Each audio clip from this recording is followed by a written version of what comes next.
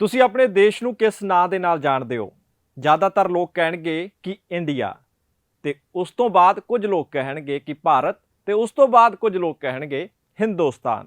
ਪਰ ਜੇਕਰ ਅੰਤਰਰਾਸ਼ਟਰੀ ਪੱਧਰ ਤੇ ਗੱਲ ਕਰੀਏ ਤਾਂ ਸਾਡੇ ਦੇਸ਼ ਦਾ ਨਾਂ ਇੰਡੀਆ ਦੇ ਵਜੋਂ ਹੀ ਜਾਣਿਆ ਜਾਂਦਾ ਹੈ। ਪਰ ਅੱਜ ਕੀ ਹੋਇਆ? ਅੱਜ ਇੱਕ ਇਨਵੀਟੇਸ਼ਨ ਕਾਰਡ ਦੇ ਉੱਪਰ ਜਦੋਂ ਇੰਡੀਆ ਦੀ ਥਾਂ ਭਾਰਤ ਲਿਖਿਆ ਗਿਆ ਤਾਂ ਉਸ ਤੋਂ ਬਾਅਦ ਇੱਕ ਵੱਡਾ ਵਿਵਾਦ ਹੋ ਗਿਆ। तमाम कांग्रेस तो लैके तमाम ओपोजिशन पार्टियां दे वल्लों इसका सख्त इतराज जताया गया। भाजपा ते मोदी सरकार ते हुण ओपोजिशन ये इल्ज़ाम भी लगा रही है कि मोदी सरकार हुण बाकी चीज़ां दी तरह भारत यानी कि इंडिया का नाम भी बदलना चाहती है, यानी कि इंडिया का नाम बदल के सिर्फ तो सिर्फ भारत रखना चाहती है। अजिहा इस करके भी कहा जा सकता है क्योंकि ओपोजिशन दियां 26-27 पार्टियां ने कांग्रेस समेत मिल के अपना एक नवा गठजोड़ यानी कि अलायंस तैयार किया है, जिसका नाम बड़ी चतुराई दे नाल इंडिया रखा गया। हुण जदों भी इंडिया की गल हुंदी आ, एक पासे तां इंडिया साडे देश की गल हो जाती है ते दूसरे पासे ये भी भुलेखा पैंदा है कि शायद किते ना किते ओपोजिशन दे इस अलायंस की गल हो रही है। तां इस करके ओपोजिशन का आखना है कि भाजपा नूं इस गल तो मिर्ची लग रही सी। यही कारण है कि इंडिया की थां ते भारत लिखा गया, वो भी उस इनविटेशन ते जिहड़ा इनविटेशन खास तौर ते इस हफ्ते के अखीर दे विच यानी कि वीकेंड ते होने वाले G20 समिट के दौरान गैस्टां नूं भेजिया गया। सब तो पहला ये इनविटेशन तुहानूं दिखा दिंदे आ किस दा इनविटेशन है ते किस तरीके नाल लिखिया गया। ये इनविटेशन की एक जिहड़ी कॉपी है जो सोशल मीडिया ते खूब वायरल हो रही है। दरअसल दे विच ये इनविटेशन किस दे पासों गया? द प्रेजिडेंट ऑफ इंडिया दे वल्लों गया, जिन्हों कि असी हुण तक द प्रेजिडेंट ऑफ इंडिया कहते हैं। पर इस इनविटेशन दे विच इंडिया की थां ते तुहानूं भारत लिखिया नज़र आऊगा। यही कारण है कि पूरा ओपोजिशन पार्टियां इस ते इतराज जता रही ने। अगे की लिखिया गया कि the president of Bharat request the pleasure of the company of Shri Dharmendra Pradhan at dinner on Saturday September 9, 2023 at 10 PM।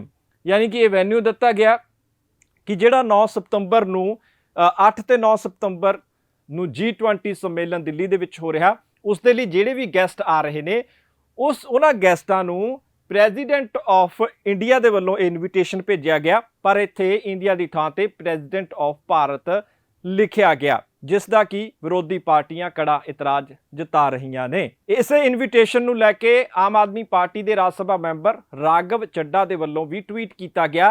तो सब तो पहला राघव चड्डा ने ही इस इनविटेशन नूं ट्वीट किया सी, जिस तो बाद पूरे इंडिया दे विच फिर वही गल हो जाती है कि सारियां दे मूँह दे उत्ते इंडिया ही चढ़िया होया। बहुत घट लोग ने जिहड़े भारत कहते हैं, उस तो भी घट लोग ने जिहड़े हिंदुस्तान कहते हैं। अंतरराष्ट्रीय पद्धर ते जेकर गल करिए तो साडे देश की पहचान सिर्फ तो सिर्फ इंडिया दे करके ही है। इंडिया बहुत सारिया चाहे वो खेडां दी दुनिया दे विच होए, चाहे असीं उसनूं कह दईए कि कमॉन इंडिया होवे, चाहे चक दे इंडिया होवे, तमाम ऐसे स्लोगन ने जिहड़े कि इंडिया दे नाल ही फिट बैठते हैं, क्योंकि साडे देश नूं अंतरराष्ट्रीय पद्धर ते इंडिया दे नाम दे नाल जाणिया जाऊगा। हुण ओपोजिशन का यह भी तर्क सही है कि इस वेले जिस वेले G20 है, जिस वेले दुनिया भर के तमाम बड़े बड़े आगू देशों के प्रधानमंत्री या फिर उन्होंने वड्डे वड्डे मंत्री दिल्ली पहुँच रहे ने, भारत पहुँच रहे ने, इंडिया पहुँच रहे ने, अजिहे दे दौरान जिहड़ा उन्होंने इनविटेशन जाऊगा वो प्रेजिडेंट ऑफ इंडिया की थां ते द प्रेजिडेंट ऑफ भारत के वल्लों जाऊगा। तो हो सकता क्योंकि बहुत सारे जिहड़े लीडरां नूं है भारत समझ ना आवे, क्योंकि अंतरराष्ट्रीय पद्धर ते साडे देश की पहचान तो साडे देश का नाम सिर्फ तो सिर्फ इंडिया ही है। हुण ओपोजिशन ये इल्ज़ाम लगा रही है कि दरअसल प्रधानमंत्री मोदी ते भारतीय जनता पार्टी नूं उन्हां दे इंडिया नामी अलायंस तो दिक्कत हो गई सी। इस करके ओपोजिशन ये इल्ज़ाम लगा रही है कि इस नूं हटाउण दे लई प्रधानमंत्री मोदी देश का नाम ही बदलन लगे ने।